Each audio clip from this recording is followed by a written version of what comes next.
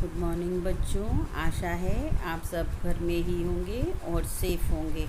तो आज हम लेसन नंबर 18 का पेज नंबर 115 मैंने आपको आधा पहले समझा दिया था और आधा अब समझाऊंगी, और इस प्रकार हमारा लेसन नंबर 18 फिर पूरा हो जाएगा। जैसा कि मैंने आपको पहले बताया था कि लाडली अपनी हिस्से की पूड़ियाँ बूढ़ी काकी को देती हैं। बूढ़ी काकी को से संतोष नहीं होता है और फिर लाडली को कहती है कि जा अपनी अम्मा से थोड़ी पूड़ियाँ और मांग ला।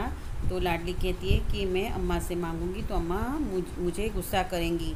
तभी उसकी अम्मा की आँख खुल जाती है और वो अपनी लाडली को इधर उधर ढूंढती है, पर फिर वह लाडली कहीं मिलती नहीं है। और जब वह बाहर आकर देखती है तो देखती कि लाडली झूठे पतलों के पास चुपचाप खड़ी है और बूढ़ी काकी पतलों पर से पूड़ियों के टुकड़े उठा उठा कर खा रही है। और ये देख के उन्हें बहुत दुख होता है। रूपा का हृदय सन हो गया। यह वह दृश्य था जिसे देखकर देखने वालों के हृदय काँप उठते हैं। ऐसा प्रतीत होता है मानो जमीन रुक गई, आसमान चक्कर खा रहा है, संसार पर कोई विपत्ति आने वाली है। रूपा को क्रोध न आया, शोक के सम्मुख क्रोध कहाँ।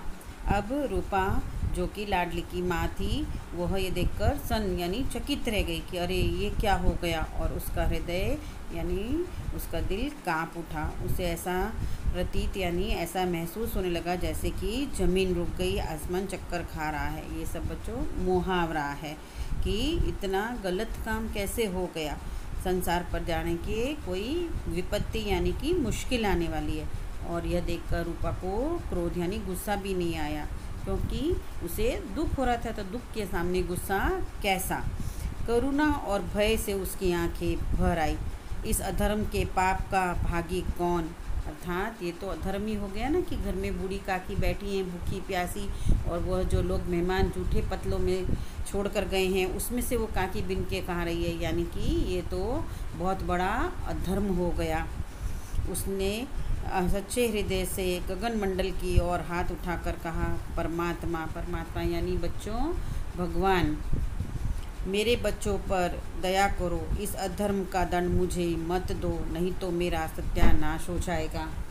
अर्थात रूपा आसमान की ओर देखकर भगवान से प्रार्थना करती कि भगवान, मेरे से तो जो गलती हो गई वो हो गई, पर मेरे बच्चों पर दया करना।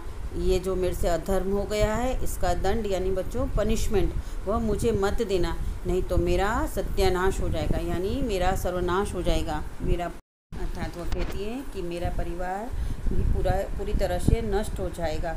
और वो भगवान से प्रार्थना करिए कि हमारी सब पर दया बनाए रखना। रूपा की ओर स्वार्थपरता और अन्याय इस प्रकार प्रत्यक्ष रूप में कभी ना दिख पड़े थे। अर्थात रूपा कभी इतनी स्वार्थी और अन्याय करने वाली नहीं थी, ऐसा कभी प्रत्यक्ष रूप में दिखा नहीं था। वह सोचने लगी, हाय कितनी निर्दयी हूँ, जिसकी संपत्ति से मुझे 200 रुपया वार्षिक आय हो रही है, उसकी यह दुर्गति। अर्थात वो अपने आप को ही कोस रही थी कि मैं कितनी निर्दयी, यानी मेरे में बिल्कुल भी दया नहीं है। जिसकी संपत्ति, जिसकी प्रॉपर्टी से मुझे 200 रुपया हर महीने आय हो रही है, मेरी आवक हो रही है, उसकी यह दुर्गति, मैंने उसकी यह दुर्गति कर दी, ऐसा रूपा अपने आप से कह रही है।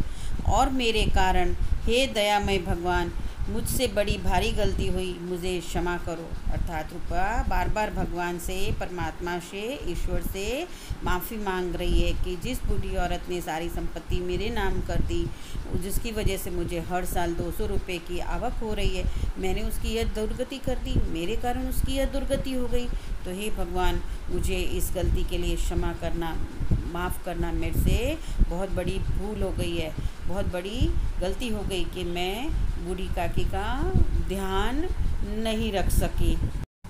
रूपा ने दिया जलाया, अपने भंडार का द्वार खोला और एक थाली में सारा भोजन सजा लिए बूढ़ी काकी की ओर चल पड़ी। अर्थात अब रूपा ने एक अर्थात बच्चों रूपा ने दिया जलाया और अपने भंडार का द्वार खोला और एक थाली में सारा भोजन सजाकर और बूढ़ी काकी की ओर चल पड़ी।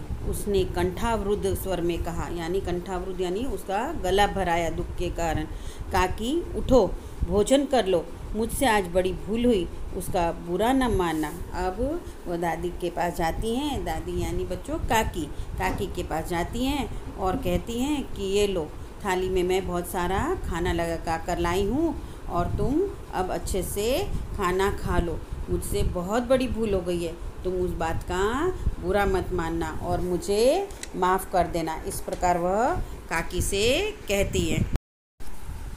वो परमात्मा से प्रार्थना कर दो कि वे मेरा अपराध क्षमा कर दे।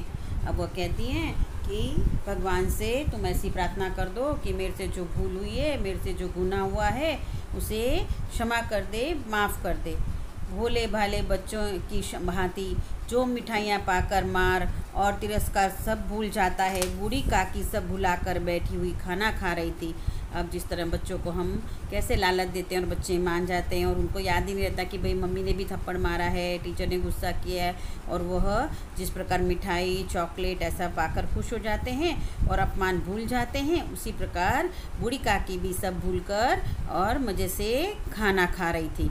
उनके एक एक रोए से सच्ची सद्य इच्छाएँ निकल रही थी और रूपा बैठी इस स्वर्गिक दृश्य का आनंद लेने में निमग्न थी। निमग्न यानी एकदम मशगूल थी।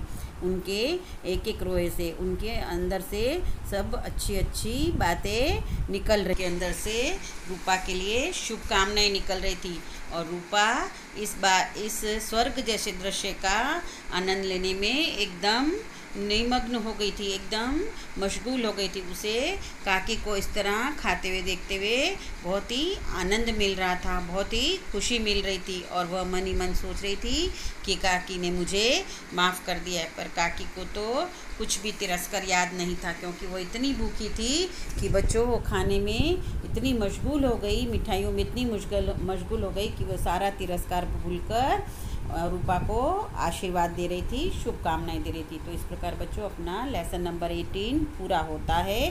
आप इसे पढ़िए और समझने की कोशिश कीजिए। बहुत ही सुंदर पाठ है। अगर आपको कहीं भी कुछ समझ में नहीं आता है तो आप मुझे कॉल करके पूछ सकते हैं। इसके जितने भी मीनिंग्स हैं वो आप शब्दों के ऊपर लिख लीजिए, ताकि पाठ पढ़ते हुए आपको पाठ बहुत ही सरल लगेगा, कठिन नहीं लगेगा।